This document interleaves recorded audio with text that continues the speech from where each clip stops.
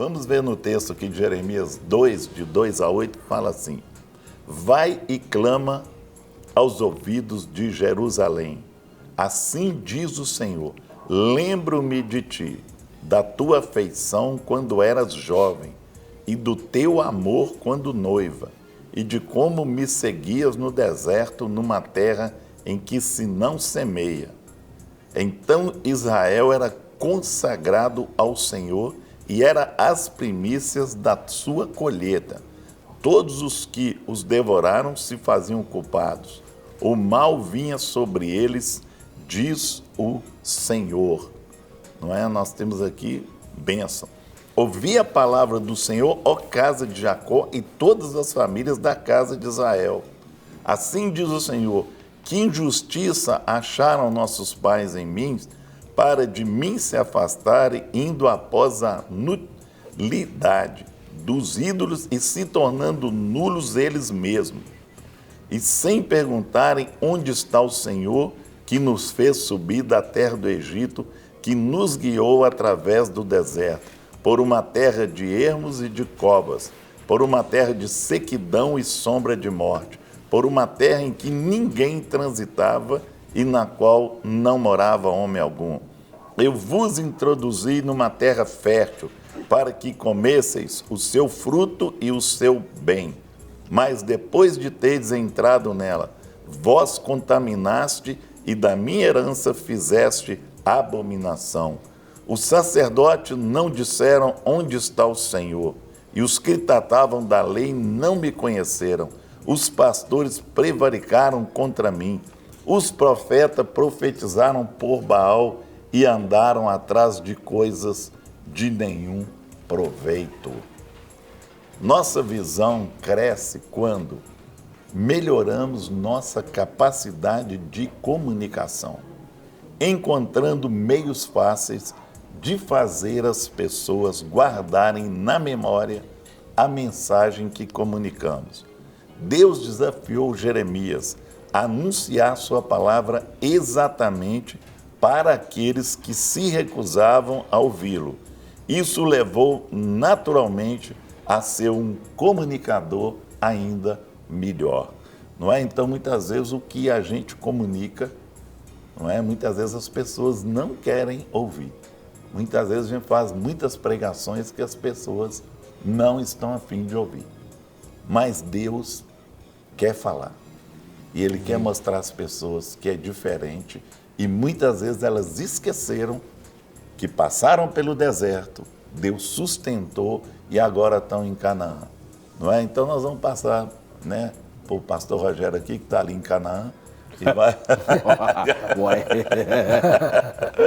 É isso. Eu quero mandar um abração aqui para a nossa querida irmã Delfina, que é a mãe da Claudinha, que alguns anos atrás trabalhou conosco, né? E ela ontem, conversando com ela por telefone, disse: olha, eu assisto vocês direto aqui, normalmente à noite, e às vezes eu vou dormir mais tarde. Então, um grande abraço para a senhora, viu?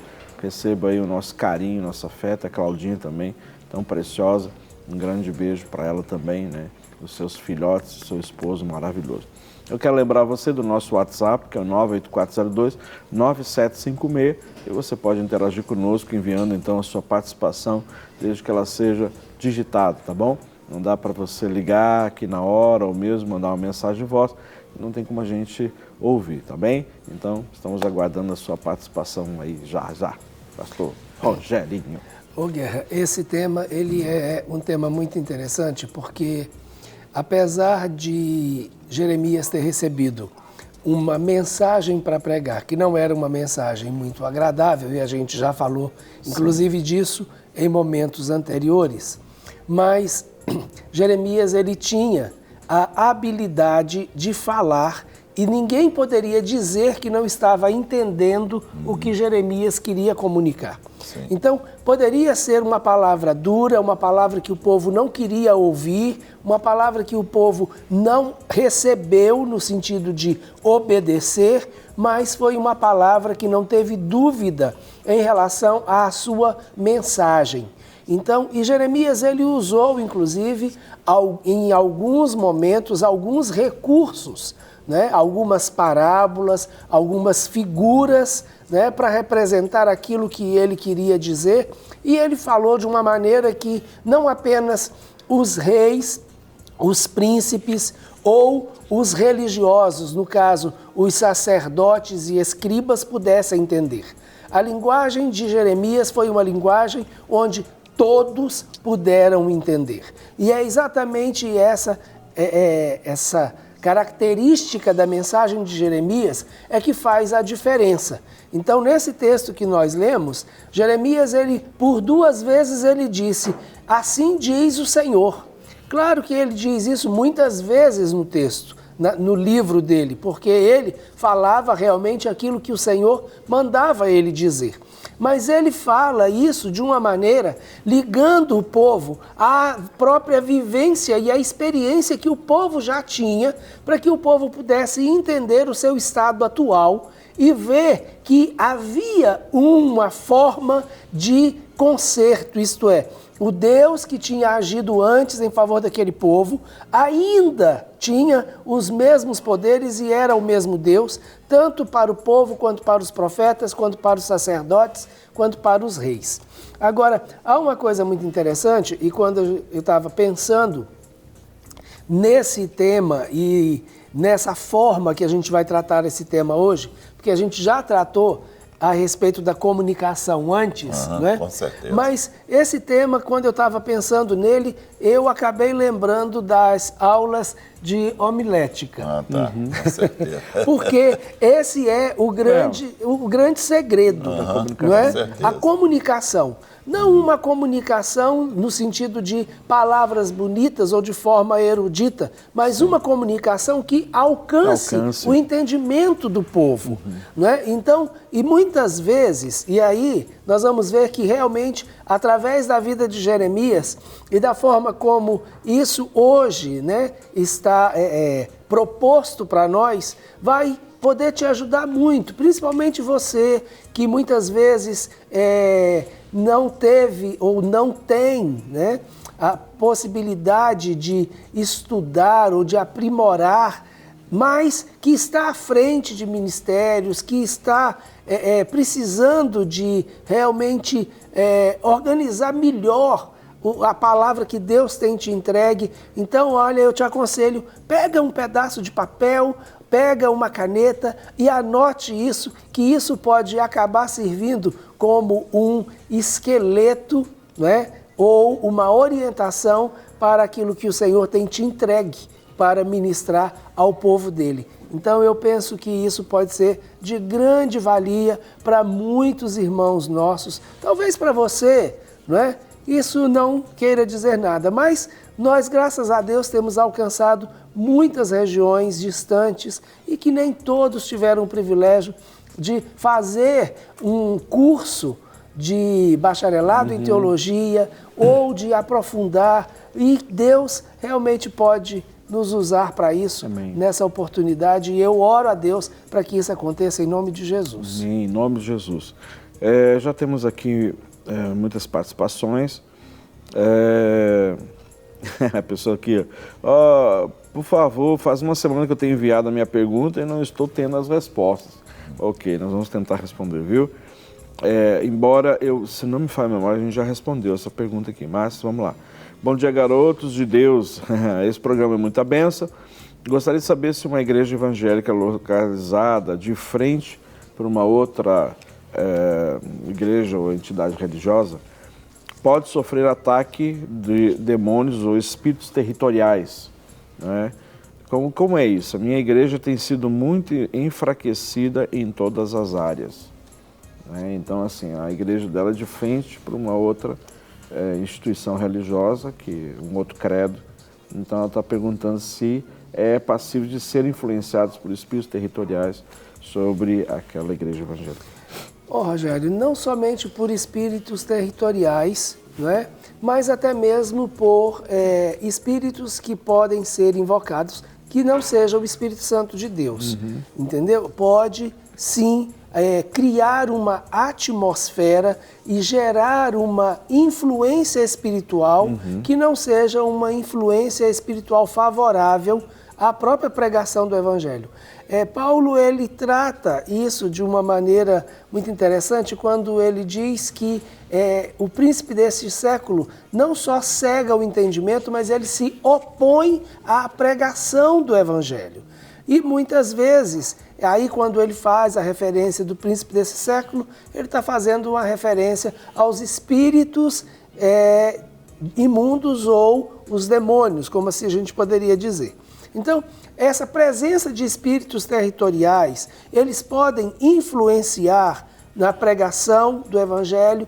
Podem. Eles podem, inclusive, tapar o entendimento, sim. Evitar com que as pessoas recebam a palavra da verdade, também podem. Pode, inclusive, acontecer que a pessoa,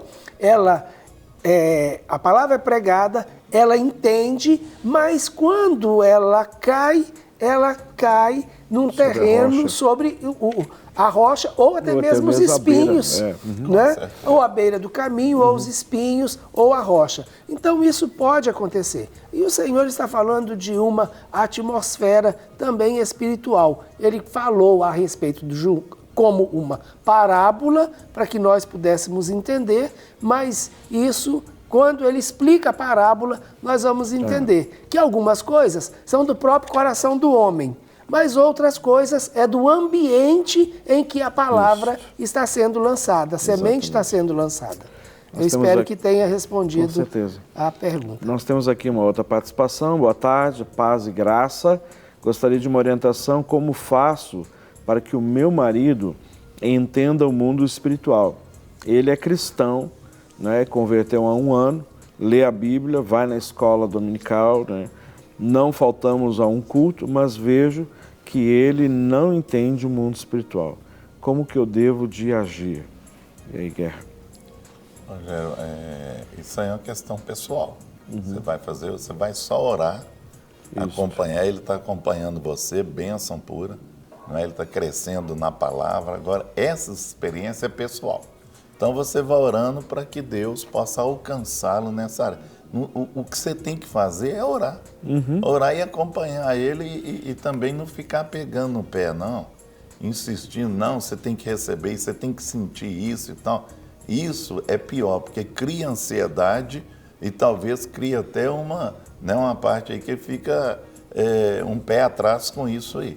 Então tem que tomar cuidado até com a pressão que você faz em cima disso. Deixa ele livre, deixa ele tranquilo, que na hora certa ele vai receber esse entendimento espiritual. Deixa ele caminhar. Tem pouco tempo, tem 1 ano, pouco tempo ainda. Talvez ele está crescendo na palavra ainda para depois ter o entendimento espiritual. Então aguarde. Quem está ansioso é você. Tira a ansiedade do seu coração. Eu quero aproveitar que é uma sugestão que vai servir, inclusive, para a pergunta anterior também. Sim.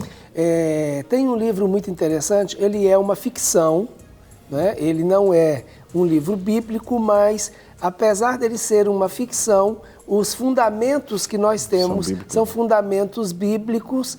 A história é uma ficção, mas o enredo e os fundamentos são fundamentos bíblicos. Então, dá para a gente dar uma... abstrair um pouquinho para perceber, muitas vezes, como as coisas no mundo espiritual podem acontecer. O nome do livro é Esse Mundo Tenebroso. Tem o 1 e o 2. O 1 nesse aspecto de mostrar, né, como que as coisas acontecem numa dimensão espiritual, ele é mais interessante. Então, Esse Mundo Tenebroso, volume 1, é um livro excelente para fazer com que a gente comece a perceber e pensar de uma outra maneira, né? Apesar de ser um livro que é uma ficção, mas vale a pena ler. E sugira ao seu marido, dê a ele de presente, né? Se ele gosta de ler, é uma leitura muito gostosa. Inclusive, justamente falando dessa situação da igreja. Da igreja. Pastora, né? Sim. É exatamente isso. Né? Então, ele vai... confronto no mundo espiritual, o que está acontecendo, né? E como que ele se processa no natural. Vai então vai ser muito bom. E ele tem, inclusive, ele pequeno, pockets, assim, né, que eles chamam, ou o tamanho normal, você encontra a livraria evangélica. Ou até mesmo pela internet, você pesquisa ali, você consegue encontrar um preço acessível. Até livros usados você encontra, né? É só pesquisar livros usados e você tem pessoas vendendo e de repente saem bem em conta. Ok, deixa eu ir aqui. Pastores queridos, não deixe de assistir esse programa e de participar com vocês deste momento de sabedoria. Gostaria de dizer que o pastor Rogerinho é impressionante, é mesmo. É impressionante mesmo. As palavras dele saem em forma de luz e clareiam o nosso entendimento, graças a Deus. Amém. Isso é verdade. O Espírito Santo fala através dele. Um talento sui generis, isso mesmo. Peço oração por mim e minha família, abraço. Jesus abençoe vocês. É o nosso querido Tiagão, né? Tiago está sempre conferindo aqui todo dia, né, Tiagão? É uma bênção, graças a Deus. Ok, vamos aqui ler mais um. Bom dia, meninos abençoados. Yes! Por Jesus, graças a Deus. Já estava com saudade de participar, o programa só nos edifica. Quero ainda ir conhecê-los. Para nós vai ser um prazer muito grande. Orem pela minha saúde, um forte abraço a vocês. Muito obrigado. É a Rita, lá de Serra Negra, grande Serra Negra, do ladinho ali de Águas de Lindóia, né? É bom demais. E regiãozinha boa aquela, viu? Boa, onde que é Água de Lindóia? Fica no interior de São Paulo. No interior de São Paulo, perto de Campinas. Já sei onde que é. Lá eu já fui, tá? Eu também. Já foi, lá eu já também. foi, já passou lá. Eu já fui nos duas, é muito bom ali. Já passou. Como você fala que todo lugar eu já fui, lá eu já fui. Eu queria saber se você já passou lá. Mas... É dali de Águas de Lindóia, sai em Ouro Fino, não é não? Quando que tem a Terra da Malha. Campinas, aí eu... Tá. Ok. A paz do Senhor, peço oração pela minha filha Giana, está aniversariando hoje, 11 aninhos, mora em Aracaju. Que bênção! Ô Giana, Deus te abençoe, viu, querida? Feliz aniversário, que o Senhor possa estar cada dia mais sustentando a sua vida, abençoando e você cada vez mais firmando os teus pés na verdade, que é a palavra de Deus, viu? Deus te abençoe ricamente aí para Aracaju, terrinha abençoada. Ok, Guerra, vamos lá? Eu tô doido para comunicar. Então comunica aí. Porque eu tô comunicando aqui. Se não parar, eu mando bala, porque aqui não para de entrar participações. Nós vamos falar aqui Ele valeu-se de 5 instrumentos na tentativa de fazer sua mensagem atingir o alvo. Então nós vamos ver aqui uma introdução contundente. Ele não desperdiçou palavras ao tentar atrair a atenção das pessoas. Não é? Ele não desperdiçou, ele usou todo o contexto que ele tinha para usar, né, nessa questão de atrair a atenção. Amém? E agora nós vamos usar o Rogerinho aqui para atrair a atenção também. Né? Pode usar o que você quiser. Ô, Guerra. Fica à vontade. Mas olha, essa introdução, ela realmente vai ser extremamente importante. Sim. E deve ser a primeira coisa com que você vai se preocupar na hora de entregar a sua mensagem. Por quê? A introdução vai despertar o interesse da pessoa e vai criar, de uma forma estratégica, uma relação entre a sua mensagem e a vida daquela pessoa. Então, a introdução, quando ela consegue fazer isso, quando ela consegue despertar o interesse e fazer com que a pessoa veja que aquela mensagem realmente é de interesse dela, porque está conectada, ou fazendo uma ligação entre ela, né, e aquilo que ela vive, ou já viveu, a sua própria experiência com a mensagem, isso vai realmente abrir um caminho e ela vai querer que essa mensagem seja liberada. Então, essa introdução contundente, ela vai realmente, é como se você estivesse diante de um prato muito bonito e cheiroso, não é? Então, se ele é um prato bonito e se ele é um prato cheiroso, com certeza você vai querer provar. Para receber todas as novidades do canal, inscreva-se e se curtir o vídeo, clique em gostei.